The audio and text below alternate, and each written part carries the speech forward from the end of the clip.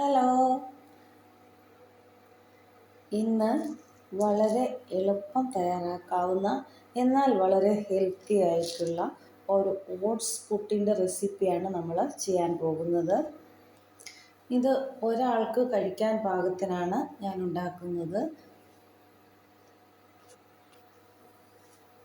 ഇതിന് വേണ്ടിയിട്ട് എൻ്റെ ഒരു കൈ ഓട്സ് ഒരു പ്ലേറ്റിലേക്ക് ഇട്ട് കൊടുത്തിട്ടുണ്ട്. ഒരാൾക്ക് കഴിക്കാൻ അത്രയും ഓട്സ് എടുത്താൽ മതിയാകും. ഇതിലേക്ക് ചേർക്കാനായിട്ട് വളരെ കുറച്ച് ഉപ്പെടുത്തിട്ടുണ്ട്. അതുകൊണ്ടാണ് സ്പൂണിലെടുക്കാതെ കയ്യിൽ തന്നെ എടുത്തത്. കൂടിപ്പോയി കഴിഞ്ഞാൽ വളരെ ബുദ്ധിമുട്ടാവും കഴിക്കാൻ. നമ്മൾ നന്നായിട്ടൊന്ന് ഇളക്കി കൊടുക്കാം. ഇനി വളരെ കുറച്ച് വെള്ളം മാത്രമേ ഇത് നനയ്ക്കാനായിട്ട് നമ്മൾ ഉപയോഗിക്കുന്നുള്ളൂ. ഒരുപാട് വെള്ളമൊന്നും വേണ്ട.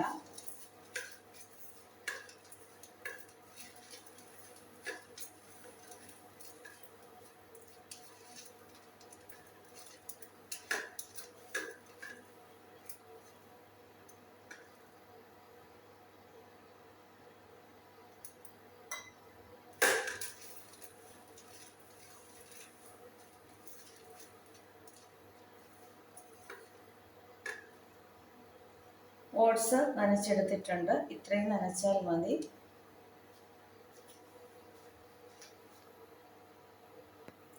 നമ്മൾ മിക്സിയുടെ ഒരു ചെറിയ ജാർ എടുത്തിട്ടുണ്ട്. ഈ നനച്ച് വെച്ചിരിക്കുന്ന ഓട്സ് ഇതിലേക്കിട്ട് ഒന്ന് പൊടിച്ചെടുത്തിട്ട് വരാം.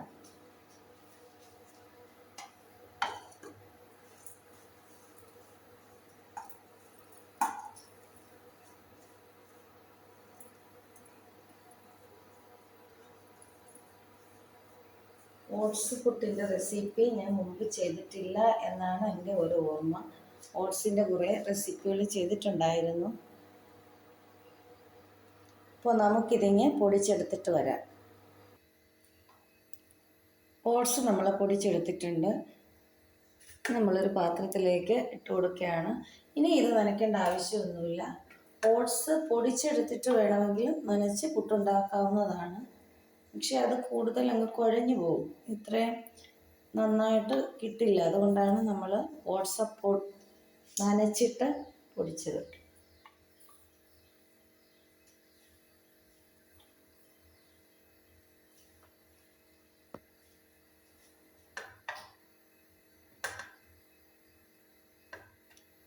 നന്നായിട്ട് പൊടിഞ്ഞ് കിട്ടിയിട്ടുണ്ട്. ഇനി നമുക്ക് തേങ്ങയൊക്കെ ചേർത്ത് പുട്ട് പുഴുങ്ങിയെടുക്കാം. പുട്ട് പുഴുങ്ങാനായിട്ട് ഒരു കുക്കറിൽ സ്റ്റൗവിലേക്ക് വെള്ളം വെച്ച് കൊടുത്തിട്ടുണ്ട്. ഞാൻ ചിരട്ടപ്പുട്ടാണ് ഉണ്ടാക്കുന്നത്.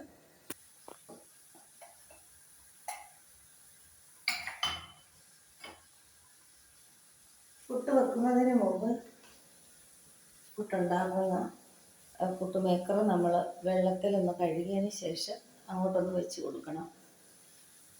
ഒന്ന് ആവി വന്നതിന് ശേഷം മാത്രമേ പുട്ടിനുള്ള പൊടി കോരി വെക്കാൻ പാടുള്ളൂ. പുട്ട് മേക്കറിൽ ആവി വന്നിട്ടുണ്ടായിരുന്നു. ഞാൻ പുട്ടുപൊടി ഒന്ന് കോരി വെക്കുകയാണ്.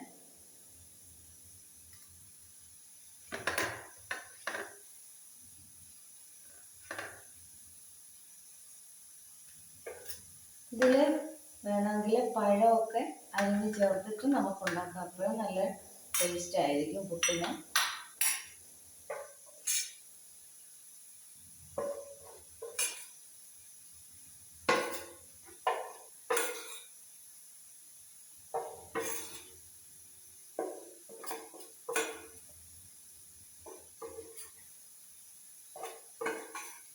ഓട്സ് സ്ഥിരമായിട്ട് കഴിക്കുന്ന ആൾക്കാർ ഓട്സ് കുറുക്കി കഴിക്കാതെ അല്ലെങ്കിൽ ഓട്സ് കാച്ചി കുടിക്കാതെ ഇങ്ങനെയൊക്കെ ഒന്ന് ഉണ്ടാക്കി നോക്കണം. ഓട്സിൻ്റെ ഉപ്പുമാവ് മുമ്പ് ഞാൻ ചെയ്തിട്ടുണ്ടായിരുന്നു. ഓട്സിൻ്റെ സ്മൂത്തി പലപ്പോഴായിട്ട് ചെയ്തിട്ടുണ്ട്. നമുക്ക് ഇതൊന്ന് കുക്കറിലേക്ക് വെച്ച് കൊടുക്കാം.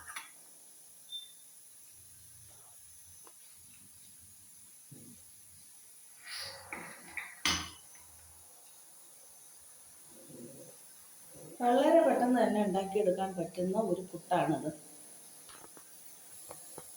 ഇതിന് വേണ്ടിയിട്ട് പ്രത്യേക സമയം ചിലവഴിക്കുക ഒന്നും വേണ്ട. ഡയറ്റൊക്കെ നോക്കുന്നവർക്ക് നല്ല ഒരു ബ്രേക്ക്ഫാസ്റ്റ് റെസിപ്പിയാണ് ഓട്സ് പുട്ട്. പുട്ട് ആവി വന്നിട്ടുണ്ട്. ആവി വന്നു കഴിയുമ്പോൾ നമ്മൾ കുറച്ച് നേരം ഒന്ന് സിമ്മിലിട്ട് കൊടുക്കണം. ഏത് പുട്ടുണ്ടാക്കുമ്പോഴും ആവി വന്ന ഉടനെ പുട്ടിങ് എടുക്കരുത്. സിമ്മിലിട്ട് കൊടുത്ത് കുറച്ച് നേരം വച്ചതിന് ശേഷം മാത്രമേ പുട്ട് എടുക്കാവുള്ളൂ. അപ്പോഴാണ് അത് നന്നായിട്ട് പാകമായിട്ടുണ്ടാവുകയുള്ളൂ. നമ്മുടെ പുട്ട് റെഡി ആയിട്ടുണ്ട്. നമുക്ക് സ്റ്റവിൽ എന്തെങ്കിലും എടുക്കാം.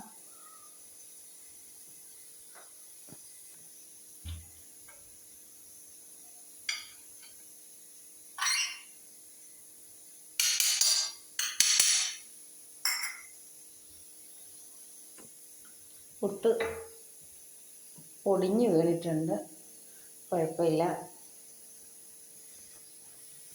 പൊടിഞ്ഞു വീണതുകൊണ്ട് കണ്ടാൽ വലിയ ഭംഗിയൊന്നുമില്ലെങ്കിലും കഴിക്കാൻ നല്ല ടേസ്റ്റാണ് കേട്ടോ. എല്ലാവരും ഈ ഓട്സ് പുട്ട് വീട്ടിലൊന്ന് ട്രൈ ചെയ്ത് നോക്കണം.